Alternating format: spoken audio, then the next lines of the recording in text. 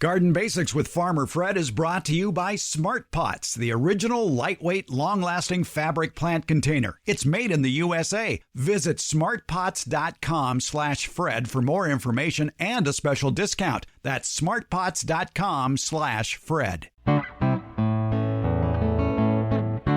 Welcome to the Garden Basics with Farmer Fred podcast. If you're just a beginning gardener or you want good gardening information, well, you've come to the right spot. Are you thinking about buying a rototiller? How about instead purchasing a chipper shredder? Now that's a machine that's going to make easy work of chopping up your garden clippings, including tree limbs. It's going to make it into the greatest mulch you could possibly own. The latest research shows that rototilling your soil actually damages soil structure and doesn't do anything good for the soil biology. On the other hand, the end result of using a chipper shredder is going to provide you with a quality of mulch that we like to call gardener's gold. Also, it's Fabulous Fruit Friday here on Garden Basics. Ed Livo of TomorrowsHarvest.com tells us about one of the sweetest pieces of fruit that you can grow at home, the Candy Sprinkles Nectarine. It's episode 51 of the Garden Basics with Farmer Fred podcast, and we're going to do it all again in under 30 minutes. Let's get started. You've heard me talk about the benefits of mulch for years and years, how piling up arborist tree trimmings for mulch can improve your soil. You have a healthier garden. We're talking with Brad Gay. He owns JB's Power Equipment in Davis, California. What are the benefits of owning your own chipper shredder? The big thing, if you're into gardening or if you're just starting out in gardening or whatever level in gardening you're at, the chipper shredder is going to give you a means of changing the soil quality of your garden. And you're going to be able to get rid of stuff that you would maybe put in a container the city or county would pick up, or you would have to haul off. And you can maintain your yard and get rid of your trimmings, your limbs that have fallen down, and chipping them up to a size that is used as a mulch or as a top dressing. You can, any of your trees, limbs that have fallen, you can have those, you can chip those up. You can make your own mulch. If you're just even small, like for pots, you can get mulch and create a good high quality mulch. And I can't think of anything better to accomplish that than a chipper shredder. Chipper shredders are great, especially if you have a lot of trees on your property and you're constantly pruning your trees. Instead of, like you say, instead of throwing those branches away, chop them, shred them, just add them to the top of your soil, and a 4-inch layer of mulch on your soil. It moderates soil temperature. It inhibits weed production. As it breaks down, it feeds the soil, making it richer. It's amazing, too. If you put 4 inches of mulch or even 4 inches of shredded leaves on your garden surface over the winter, and you go back in the spring, you move it aside, you dig down a few inches, you'll be amazed at the number of earthworms that are saying thank you to you for doing that. And earthworms improve the soil, too. But that's the sign of it. I mean, I've been doing my garden. I've been doing this for 20, 25 years, and I can go out. I don't have weeds, for one thing, but I can actually go into my soil, even, after it's been watered and have had tomato plants in there. I can still take my hand and kind of move it into the soil because it's porous enough that because of the mulch and all the good ingredients have been added to it to amend it to be able to do that. It takes a while. So a good chipper shredder is a very good start of getting good quality soil going for you. So let's talk about chipper shredder basics, what people should look for when buying a chipper shredder. I would, of course, recommend buying it from a known entity, some company that you've heard of before that has produced lawn and garden equipment, as opposed to going online and seeing a bunch of names you don't know. But when you're looking at the specs of a chipper shredder, what are the specs you should pay attention to? Well, the big one I look at is what's driving your chipper, what's driving the shredder parts. There's usually two different entities there that are combined. And one is a wheel, typically, that has a cutter blade, probably about 4 inches long, but it's a very hard steel, probably two of them on this, what I call a wheel. And then the other part is on the other side of it has a bunch of little like edger blades that are on small half-inch shafts that spin around, and they will shred leaves. But the chipper part is very important, because that wheel that you have on there that's holding those blades, you want that to have some weight, because when they have that weight on there, that's what's going to pull the limb in and chop it up.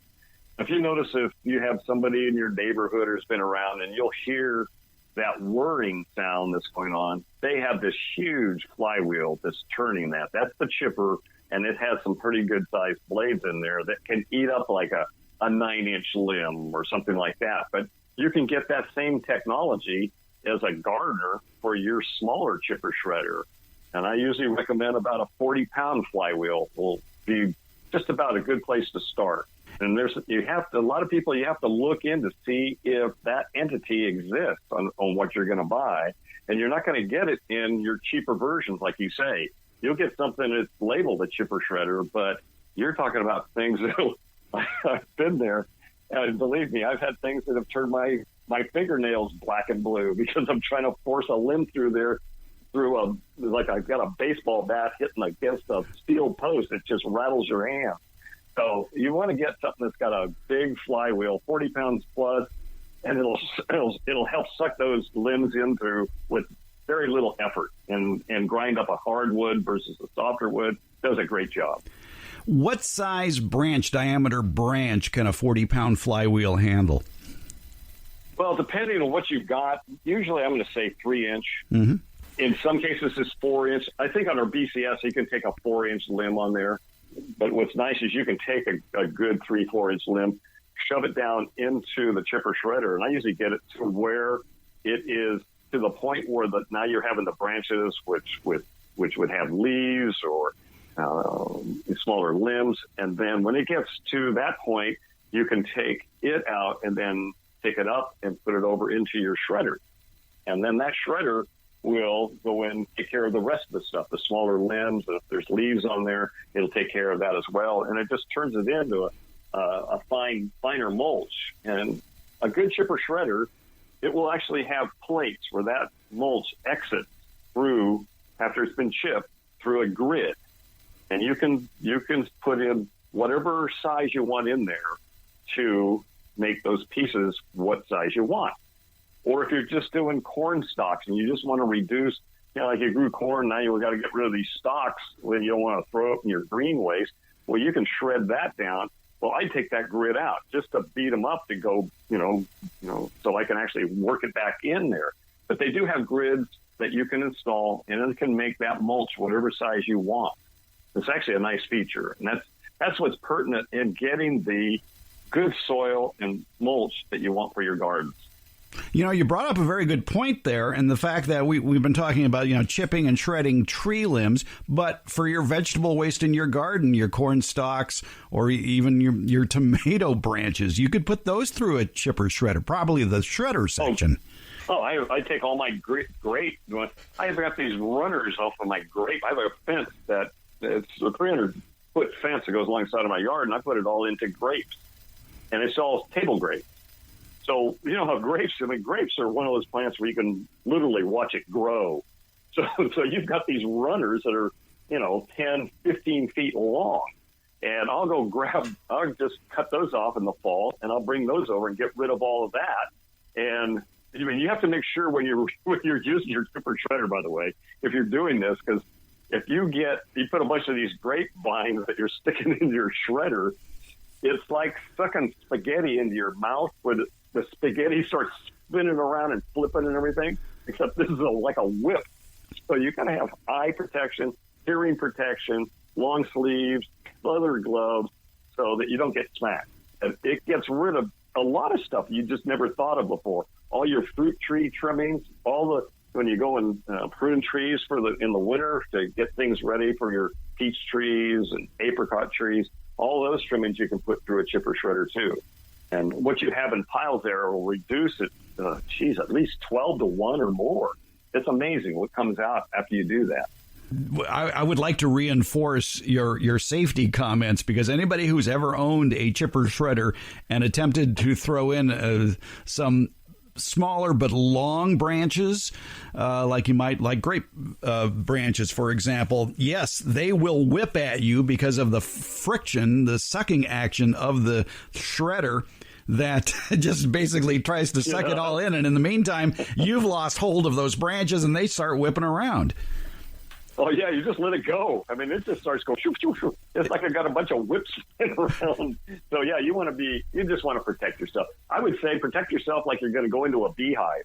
You know, you don't have to have that big beehive helmet on, but, you know, have eyeglasses on, a helmet or a hat or something. I wear headphones for my ears just for the noise and all that it deals with. So I protect myself quite well when I go out there. Well, and if you please do wear gloves and take off any jewelry or wristwatches you might have as well.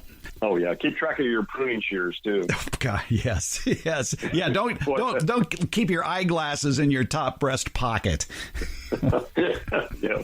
It's follow all safety instructions when you get a chipper shredder.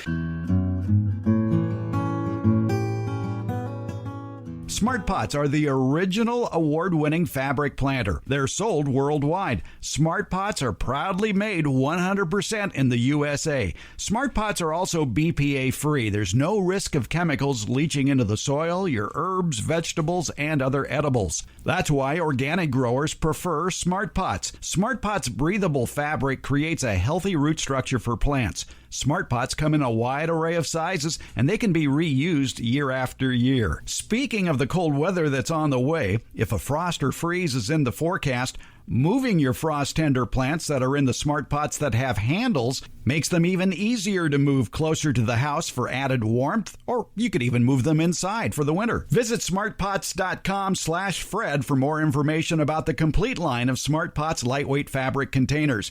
It's Smart Pots, the original award-winning fabric planter. Go to smartpots.com/Fred for more info and that special Farmer Fred discount on your next Smart Pot purchase.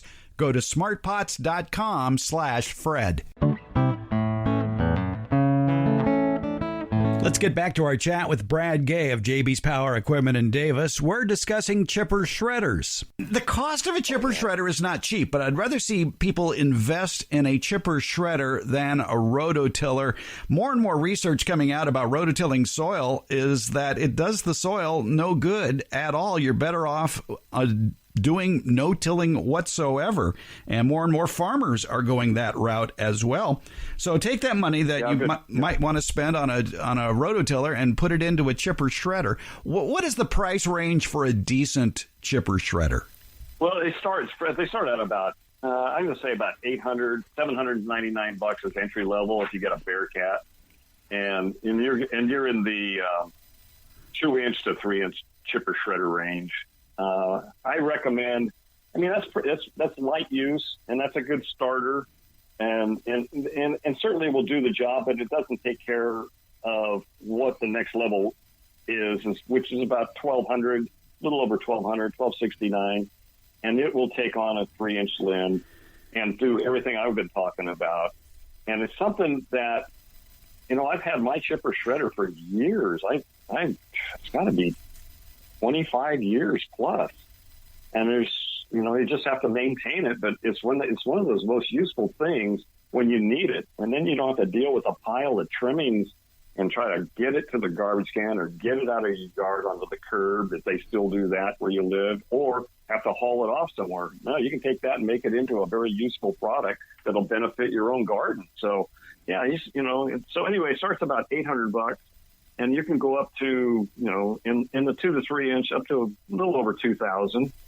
If you go into 4-inch and higher, then all of a sudden you get into the $3,000 range. Talk a little bit about the different brands that are available. You mentioned Bearcat. I own a BCS, and they are both high-quality chipper shredders. Oh, BCS is an excellent chipper shredder. That's what I have. Now, BCS America site, if anybody wants to go into it, that is a great site just to visually see what a chipper shredder can do for you and your garden. I mean, it's amazing. The gentleman does the video in that, he incorporates a lot of stuff in the mulch and cardboard, for instance. He's taken cardboard, newspaper, and then there's leaves and limbs and everything else that's been debris that normally you would throw in a trash can or try to you have to get rid of it somehow. So, or leave it in a big pile and let rodents get in there and habitate it healthy. But the best way is run it through a chipper shredder. But that's a very good video. If you can just go into that site, BCS America, a very good quality chipper shredder. Bearcat is very good. We also sell DR, which is Country Homes Products. They offer very good chipper shredders. We have accessibility for Bearcat locally. So if people want something that they can actually come in and buy it locally, I can get that rapidly. If I have to get DR in, that takes usually 7 to 10 days. And BCS takes me about 5 days to get their stuff. So, but those are three of the top names that are out there that I would recommend. When one goes online and sees the array of chipper shredders, they're going to, I think, see the majority of them, unfortunately, are electric powered. I don't know if unfortunately is the right word or not, but it just seems to me that a gas powered chipper shredder has more power than something that's powered by 110 volt electric. We used to sell the electric. This was some years ago. And in Davis, there was a viable means because most of the gardens there are, relatively small, I would consider. And they were using it for table scraps and clippings and leaves and stuff like that. And they worked well, but the problem with it is you had to fit it in a slot to get it to go down into a chipper shredder contraption. And it's about the orifice. Oh, that slot I'm talking about was the size of about medium-sized book. It was only like 2.5 inches wide, and maybe 12 inches long. And it was like, so now you're trying to squish things down through this slot to get it in there to work. I've improved it quite a bit better, but I know with gas-powered, a lot of my problems are if you get something in there or you get too much in there and it starts to plug up, and then you need to stop it. Gas power, you can shut the engine off, but if you cause that thing to run and not be, actually turning over, you can cook those motors pretty easily. And we found that there was not a substantial amount of electric failures, but it's like an electric lawnmower. If you use an electric lawnmower and you're out there trying to cut grass that's 12 inches tall, you're slowing that motor down a lot. Those motors overheat, and because you're plugged into the grid, it's just endless energy, and those motors are overheat.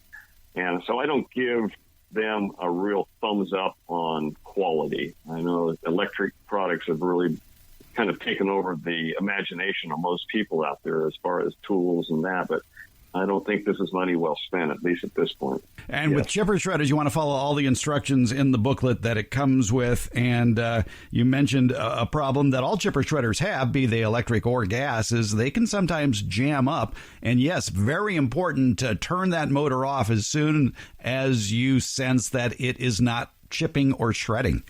Yeah, you'll lose a belt or you'll cook a motor is what will happen if it's electric. But the belt, for your because if you lose the belt, now you're done.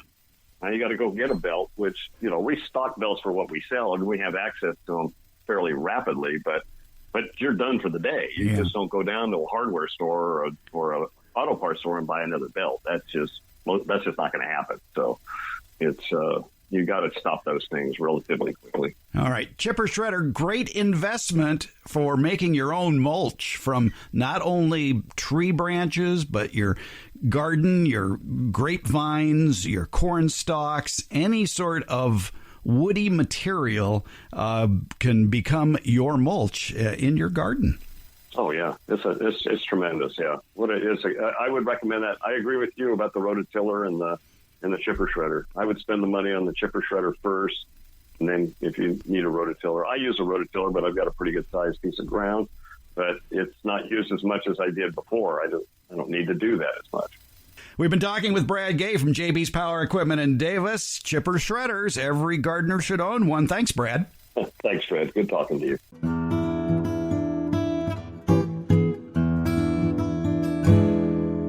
If it's Friday, that means it's Fabulous Fruit Friday here on Garden Basics with Farmer Fred. We are highlighting a tasty piece of fruit every Friday, courtesy of Tomorrow's Harvest and Ed Livo, marketing manager, sales manager, fraternity captain out there at Tomorrow's Harvest at Burchell Nursery. Ed, what'd you bring for us to munch on today? Oh my God, do I have a great variety this week. We have the Candy Sprinkles Nectarine.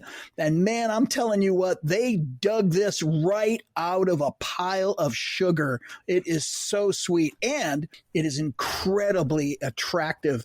Deep. I mean deep. Did I say deep? I mean deep red skin. I mean, it is incredibly red. But when you open it up, the red radiates into this orange yellow flesh. The flavor is outstanding. I mean, an intense, almost tropical kind of flavor. Very, very unique to the nectarine. And I got to tell you, some of these nectarines that we're going to be talking about, oh my gosh, they are just to die for. Now, this is actually a late August. It's a later ripening variety of nectarine. It's an exclusive from, of course, Tomorrow's Harvest. Boy, I'll tell you, this is one special piece of fruit.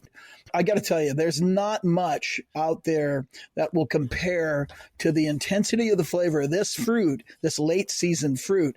I mean, peach, nectarine, I don't care what you've got in late August.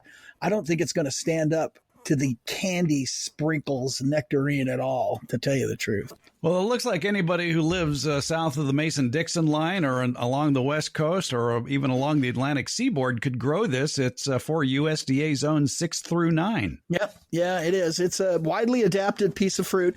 The big deal about some of these varieties that we're introducing through Tomorrow's Harvest is that they have not been available. They're coming out of the Burchell Nursery breeding program. All right, let's talk about planting fruit trees. The fruit trees that we've been talking about, I bet they all like plenty of sun, probably about, 8 hours of sun a day? At least 8 hours of sun. I think if you're really expecting to get good high sugared fruit, that's really the minimum is 8 hours worth of sun. And I prefer the morning sun because the morning sun is a drying sun. It helps to ward off a lot of bacterial fungal diseases that could creep up and cause you problems in the early spring. So I like that morning sun. And if that's got 8 hours of sun with that morning sun, you've got a real favorable location. What sort of soil do fruit trees generally like? Good drainage, man. They want the best drainage. So, I'm always looking for that spot that, I know is going to not have standing water during the wintertime specifically. But, keep in mind that even in the worst draining soils, you can still grow fruit trees. And that's if you elevate the planting, either by a mound, a good high mound, probably 24 inches above the soil line, or a raised bed. And that's just, of course, can be made out of 2x12 redwood. What are the minimum dimensions of a raised bed for a fruit tree like this? 3x3 is typically what I recommend. You really are just trying to get a portion of that root zone above the soil line. So no matter how wet it gets at the lay of the land where the soil line is, no matter how wet it gets, there's a portion of that root system that's established above the soil line so that it gets oxygen even when the soil is saturated. It's almost like having a snorkel to your root system. And you mentioned something very important, and I think many people are guilty of planting trees too deeply. And you want to, when you plant a fruit tree, you want to be able to see that bud union sticking up maybe an inch or two above the soil line after you plant it. Yep, that's a fact. And the bud union, of course, is where the tree has been budded onto the rootstock. Probably a simple way to do that when you're planting a bare root tree is to just say the topmost root. If you go, say, 3 to 4 inches above that, that's typically a safe place to have your soil line. And if you're planting, of course, a tree in a container, then I always recommend don't plant any deeper than the soil line that exists in the container when you purchase it.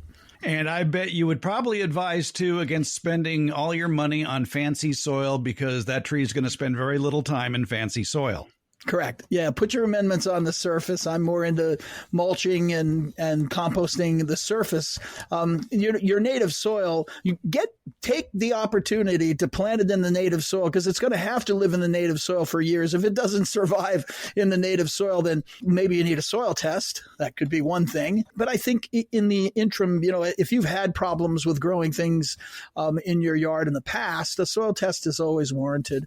Then you may want to include something in the soil to get it started. But ultimately, the root system is going to want to grow out into that native soil. So I want to make sure that I'm growing in the native soil, because it's going to be in that soil for its entire life.